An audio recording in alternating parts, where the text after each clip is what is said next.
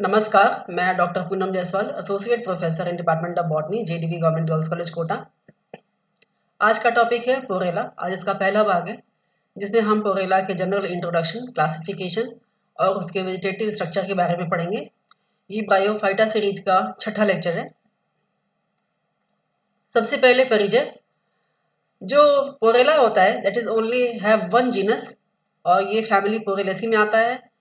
अभी तक कुल मिला के 184 स्पीशीज जो है वो पहचानी गई हैं। जो ज़्यादातर स्पीशीज हैं वो मोस्टली डायशियस होती हैं। सिर्फ एक स्पीशीज है जो मोनोशियस होती है। डायशियस आपको पिछले लेक्चर्स में बताया गया है। इसमें प्लांट्स में मेल एंड फीमेल जो प्लांट्स होते हैं, गैमेट बियरिंग बॉडी होती है, वो अलग अलग होती है। प्लांट अलग अलग होते हैं। जो मेल प्लांट होता है वो स्मॉलर होता है, आकार में छोटा होता है, और जो फीमेल प्लांट होती है वो आकार में बड़ी होती है। ज़्यादातर जो केसेस है वो plant is pinnate. Pennate means leaf like structures में प्रेजेंट होती है, क्योंकि ये फोलियोज टाइप का लिवर वर्ट है। एंड कलर इसका डार्क और ब्लैक ग्रीन होता है। अब इसका डिस्ट्रीब्यूशन ये कहाँ पाए जाते हैं? Found both in tropical as well as in temperate region. Tropical region यानी कि जो गर्म स्थान होते हैं, tropic of Cancer, tropic of Capricorn के आसपास के जो एरियाज होते हैं वहाँ भी पाए जाते हैं। एंड जबकि टेम्परेट रीजन यानी कि जो बहुत कोल्ड एरियाज होते हैं वहाँ भी पाए जाते हैं। जो इम्पोर्टेंट स्पीशीज है इसकी वो है पोरेला एक्यूटिफोलिया, पोरेला आर्बोरिया, पोरेला एपिकुलाटा, पोरेला ब्राजीलियंसिस, पोरेला एस्पेरिफोलिया। इंडिया से अभी तक कुल मिला के 32-34 स्पीशीज आइडेंटिफाई की गई हैं, और उसमें से लगभग 23 स्पीशीज जो हैं वो वेस्टर्न हिमालय और उत्तराखंड के रीजन से पाई जाती हैं। इंडिया में जो मोस्ट इम्पॉर्टेंट स्पीशीज हैं वो है पोरेला कैम्पाइलोफाइला, पोरेला एक्यूटिफोलिया, पोरेला हेटोरी, पोरेलिया ऑब्टुसिफोलिया एंड पोरेला प्लेटिफाइला। और ये सभी north east and south Indian reason में पाई जाती हैं। Next is classification. इसका वर्गीकरण, सिस्टमेटिक पोजीशन प्लांट ग्रुप में इसका क्या है? ये आता है डिवीजन ब्रायोफाइटा में। आप इसी सीरीज के लेक्चर्स अभी पढ़ रहे हैं। क्लास हिपेटिकोप्साइडा लिवर वर्ट है, इसलिए हिपेटिकोप्साइडा में रखा जाता है। लेकिन आपको थोड़ा सा आपको देखने में लग रहा होगा कि ये लिवर पर्ड रिक्सिया मार्केंसिया एंड थैलास स्ट्रक्चर इसका नहीं है। ऐसा क्यों है? इसके कैरेक्टरिस्टिक की वजह से इसको ऑर्डर जंगर मेरियल्स में रखा जाता है। Family Porellaceae and genus is Porella. Species आपको आगे के लेक्चर्स में बता दिया गया है। हैबिट एंड हैबिटेट, इनका आवास कहाँ होता है? ये ज़्यादातर जो टेम्परेट रीजन और ट्रॉपिकल रीजन के हिल्स होते हैं वहाँ पाए जाते हैं, मेनली इन हिल्स। ये दे ग्रो इन मॉइस्ट, नमी वाले स्थान पर, शेडी स्थान पर जहाँ पर छायादार जगह होती है। बार्क ऑफ ट्रीज, जो पेड़ों के तने पे, और जो गीले मतलब मॉइस्ट रॉक्स होती हैं वहाँ उसके ऊपर उगती है। इट इज़ फाउंड एवरीवेयर, लगभग सभी स्थान पर पाई जाती हैं, लेकिन आर्कटिक एंड एंटार्कटिक रीजन में ये नहीं पाई जाती। ये इसकी विशेषता है। It forms dense mass closely covering the ground. Ground के ऊपर एक घना एक परत बनाती है, एक लेयर जैसे बनाती है। आप इस चित्र में देख सकते हैं, इस तरह से जमीन पे ये फैली हुई होती है, इस तरह से पूरा कवर किए रहती हैं, बहुत ही घना डेंस पे कवर लेयर की तरह बनाती हैं। कुछ स्पीशीज जो होती हैं वो एक्वेटिक होती हैं और ठंडे पानी में भी पाई जाती हैं।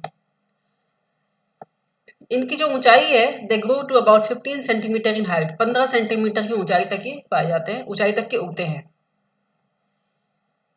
अब है जो प्लांट बॉडी है वो कैसी होती है? आपको मालूम है चूंकि ब्रायोफाइटा है इसलिए इसकी जो गैमेटोफाइट होगी वही इसकी प्लांट बॉडी है, गैमेट बियरिंग बॉडी है। Plant body is gametophyte. External features, thallus कैसा होता है इसका? In most cases plant is pinnate. Pinnate इसलिए आपको पहले बताया कि इसमें लीफ लाइक स्ट्रक्चर आप चित्र में देख सकते हैं, ये लीफ जैसी संरचनाएं इसमें प्रेजेंट होती हैं, इसलिए ये पिन्नेट कहे जाते हैं। कलर इसका डार्क और ब्लैक ग्रीन होता है। लीफी एक्सिस है, ये फोलियोस टाइप का थैलस है। डॉक्सी वेंट्रल है, चपटे होते हैं, पोस्ट्रेट होते हैं क्योंकि जमीन पे पसरे हुए होते हैं, फैले हुए होते हैं। जो इसमें लीव्स लाइक संरचना पाई जाती है, लीव्स के जैसी संरचना पाई जाती है, उसमें कोई मिडरिप प्रेजेंट नहीं होती। ब्रांचिंग कैसी होती है? ब्रांचिंग इज मोनोपोडियल, एक ही डायरेक्शन में होती है, एंड टर्मिनल टिप्स पे ही होती है। राइजॉइड्स कैसे होते हैं? राइजॉइड्स आपको मालूम है ब्रायोफाइटा इसलिए यूनिसेलुलर राइजॉइड्स है इसके, जो कि अनब्रांच्ड हैं and smooth wall tuberculate rhizoids इसमें नहीं पाई जाती। स्केल्स इसमें नहीं पाए जाते हैं, स्केल्स आर एब्सेंट। जो एपिकल वृद्धि है, टिप के ऊपर जो वृद्धि होती है वो कैसी है? जो वृद्धि होती है it is by a single tetrahedral apical cell.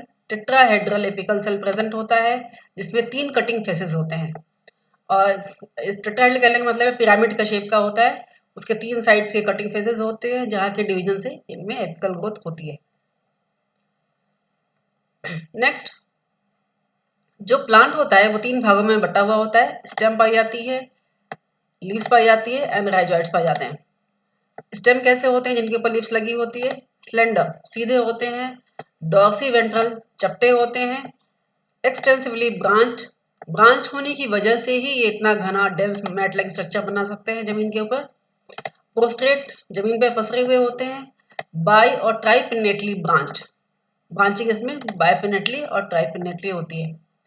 Leaves, leaves बहुत स्पेशल होती है इसमें। इसके स्टेम के ऊपर 3 rows of leaves are present. 3 लाइनों में या 3 रो में लीव्स प्रेजेंट होती हैं।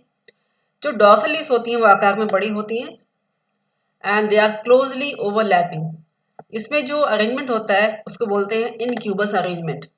इनक्यूबस अरेंजमेंट का मतलब क्या होता है कि स्टेम के ऊपर, आप यहाँ पर चित्र में थोड़ा सा देखें, मैं बना रही हूँ।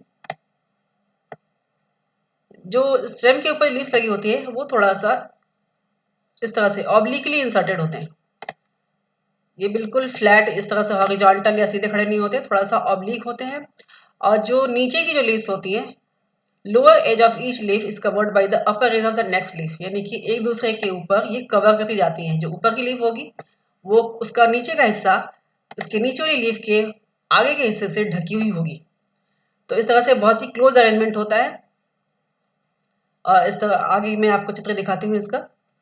यहाँ पर देखिए थोड़ा सा इसका पहले विवरण। लीव्स का अरेंजमेंट कैसा होता है?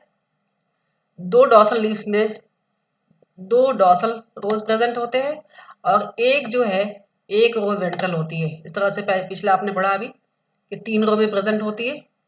This is 2 dorsal rose.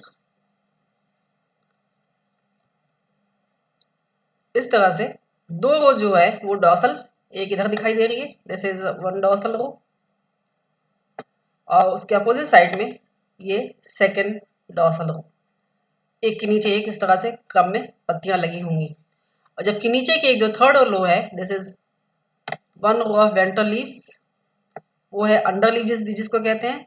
This is arranged, बीच में सेंट्रल में एक ही लाइन होती है इसकी प्रेजेंट, ये इस तरह से। अब जो डॉर्सल जो लीफ है उसकी भी विशेषता है अपनी। जो डॉर्सल लीव्स होती है वो क्लोजली ओवरलैप्ड होती है, जैसे आपको पहले बताया इनक्यूबस अरेंजमेंट होता है इनका। एंड दे आर बाइलोब्ड, ये भी बाइलोब्ड होती हैं। और इसके जो दोनों लोब्स होते हैं वो अनइक्वल होते हैं, एक समान नहीं होते। जो एंटीरियर लोब होती है, आगे की लोब होती है, दैट उसको कहते हैं एंटिकल लोब, और ये आकार में बड़ी होती है। और शेप इसका ओवेट विथ राउंडेड एपेक्स होता है, जैसे कि ये दिखाई दे रहा है। ये दिस इज लार्जर लोब, ये है बड़ी लोब जिसको एंटिकल लोब लिखा हुआ है यहाँ पर, आप देख सकते हैं दिस इज एंटिकल लोब।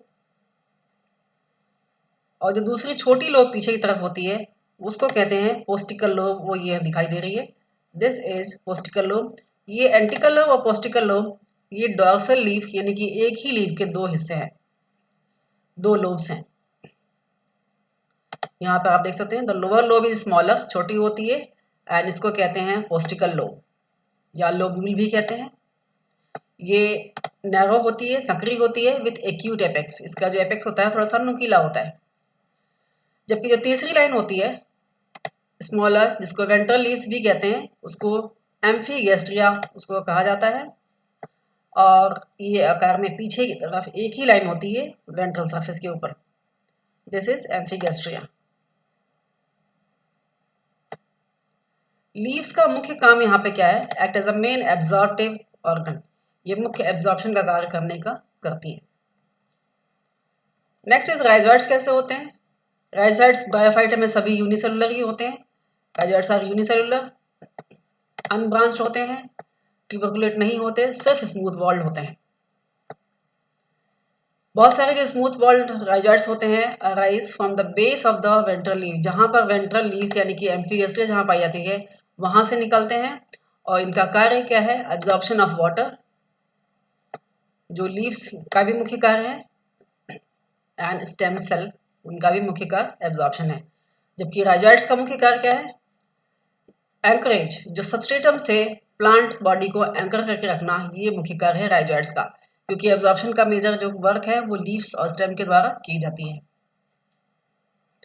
यहाँ आप चित्र में देख सकते हैं, ये एक कंप्लीट प्लांट, ये डायग्रामेटिक है, इस तरह से दिखाई देगा। This is the main body, main plant. These are lateral branches, branching होती है इसमें, आपको पहले बताया मोनोपोडियल टाइप ब्रांचिंग है। These are lateral branches. Reproductive stage में इसमें एंथेरिडियल ब्रांचेस भी एंड आर्किगोनियल ब्रांचेस भी लगी होती दिखाई देती हैं। आप देख सकते हैं यहाँ पर एंथेरिडियल ब्रांच को यहाँ अलग से दिखाया है। दिस इज एंथेरिडियल ब्रांच, जो मेन ब्रांच ये है, दिस इज मेन ब्रांच, इसके ऊपर लगी हुई छोटी सी एंथेरिडियल ब्रांच ये है। इसका यहाँ लेवल क्या है आप इसको पढ़ सकते हैं। एंड इसी प्लांट के ऊपर आप देख सकते हैं दिस इज आर्किगोनियल ब्रांच, ये भी लैटरली अरेंज्ड होता है, लैटरली लगा हुआ होता है। जो स्पोरोफाइट होता है फर्टिलाइजेशन के बाद, वो भी इसी प्लांट के ऊपर, मेन बॉडी के ऊपर ही लगा होता है। ये रहा स्पोरोफाइट। ये स्पोरोफाइट जो है वो नीचे की तरफ पेरियंथ से कवर्ड होता है। दिस इज पेरियंथ, आप यहाँ पर नाम देख सकते हैं, this is perianth.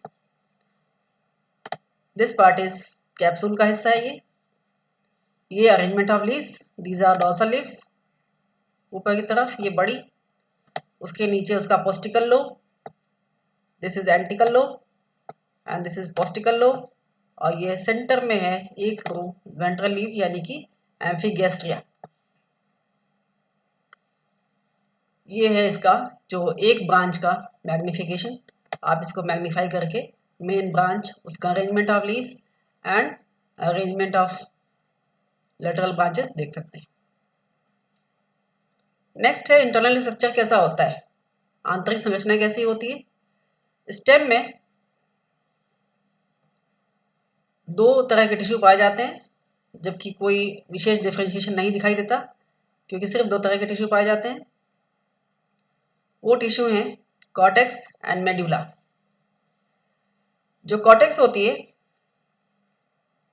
Outer reason में होती है, और ये सिर्फ 2 और 3 लेयर्ड मोटी होती है, और इसके जो सेल्स होते हैं वो थिक सेल्ड पैरेन्काइमेटस होते हैं। जबकि जो मेड्यूला के सेल्स हैं वो सेंटर में पाई जाती हैं, and these are composed of thin walled elongated cells. Medulla के सेल्स पतले वॉल वाले होते हैं और इलोंगेटेड होते हैं। इस स्ट्रक्चर में आप देख सकते हैं इसमें एपिडर्मल डिफरेंशिएशन, एपिडर्मल सेल्स में कोई डिफरेंशिएशन नहीं पाया जाता, सिर्फ 2 ही लेयर पाई जाती है। Next is leaf. लीफ कैसी होती है? लीफ इसमें सिर्फ एक सेल थिक होती है। Leaf all cells of the leaves are alike, सिर्फ एक ही और यूनिस्ट्रेटोस होती है, यानी कि consist of single layer of isodiametric polygonal cell. Isodiametric polygonal shape के सेल्स होते हैं और एक ही लेयर में अरेंज होते हैं, इसीलिए इसमें कोई एपिडर्मिस, लोअर एपिडर्मिस, मेसोफिल वगैरह कुछ भी नहीं पाई जाती। और जो सेल्स होते हैं लीफ के, उसमें अबंडेंट क्लोरोप्लास्ट, क्लोरोप्लास्ट बहुत अधिक मात्रा में पाई जाती है। आप यहाँ पर देख सकते हैं, सरफेस व्यू है ये लीफ का। दीज आर सेल्स, और उसके सेंटर में ये डॉट्स दिखाई गई है, ये सभी क्लोरोप्लास्ट के सेल्स हैं, क्लोरोप्लास्ट भरे हुए हैं इसमें। एपिकल वृद्धि कैसी होती है, एपिकल ग्रोथ कैसी होती है, ये पहले ही बताया। टेट्राहेड्रल एपिकल सेल होती है टिप पे, पिरामिड के आकार की, जिसमें 3 कटिंग फेसेस होते हैं और जिनमें डिवीजन से एपिकल ग्रोथ होती है। थैंक यू, आशा करती हूँ आपको ये लेक्चर समझ में आया होगा। आप यूट्यूब चैनल को हमारे सब्सक्राइब कर सकते हैं। इस सीरीज में, ब्रायोफाइटा की सीरीज में हम 7वां लेक्चर देखेंगे, पोरेला। धन्यवाद।